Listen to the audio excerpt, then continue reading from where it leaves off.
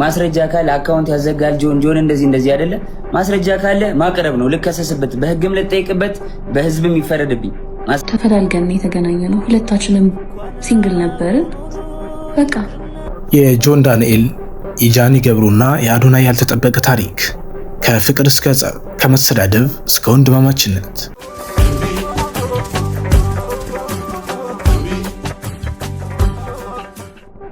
ሶሻል ሚዲያ ላይ የምናያቸው ነገሮች ሁሉ ሁልጊዜ ደስታ ብቻ አይደሉም።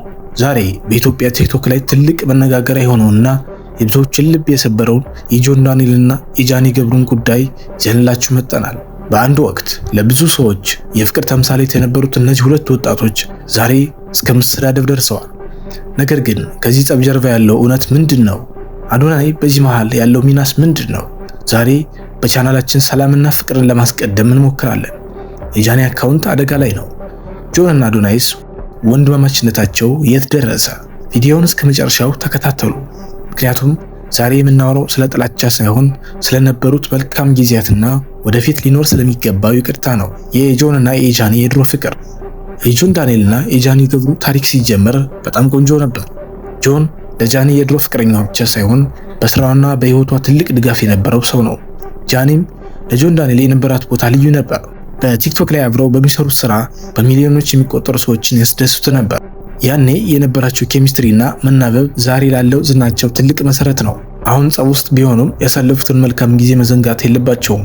በተለይ ጆን ዳንኤል የጃኒን የቲክቶክ አካውንት እንዲዘጋ አድርጓል ተብሎ የሚወራው ወሬ እውነት ከሆነ ይህ መሆን የሌለበት ነገር ነው። ምክንያቱም ያ አካውንት የጃኒ የልፋቷ ውጤት ነው። ጆን ደግሞ ጃኒን የሚያውቃት እንደ ጠላት ሳይሆን እንደ ድሮ ፍቅረኛው ነው። ፍቅር ሲያልቅ ላቻ ሳይሆን ክብር መሆን አለበት። ወደዚህ ታሪክ ውስጥ የላይኛው ትልቅ ሰው ሲገባ እናያለን። እሱም አዶናይ ነው። አዶናይ ለጆን ዳንኤል እንደ ጓደኛ ብቻ ሳይሆን እንደ ጥሩ ወንድም የሚሆን ሰው ነው። በመካከላቸው የነበረው ወንድማማችነት ለብዙዎች ምሳሌ የሚሆን ነበር። አሁን ላይ አዶናይ የጃኒ የአሁን ፍቅረኛ ሆኗል።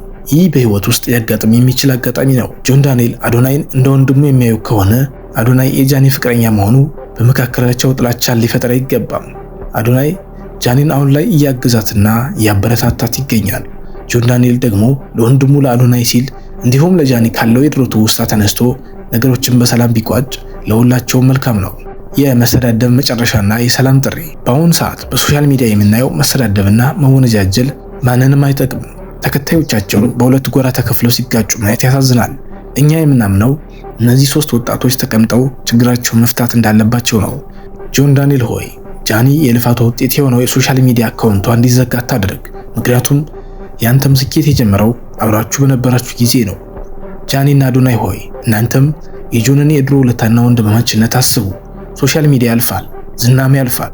የቀረው ግን ሰውና ታሪክ ብቻ ነው። ጆን ለአዶናይ ወንድሙ ነው። አዶናይ ለጃኒ ፍቅረኛዋ ነው። ጃኒ ደግሞ ለጆን የድሮ የህይወቱ አካል ነበረች።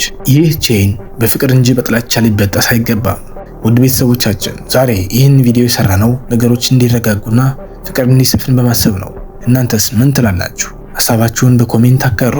ቪዲዮን ላይክ በማድረግ መልእክቱ ለጆን ዳንኤልና ለጃኒ እንዲሁም ለአዶናይ እንዲደርስ እርዱን። ሰብስክራይብ ማድረጋችሁ እንዳትረሱ። ሰላም ለሀገራችን። ቸር ሰንብቱ።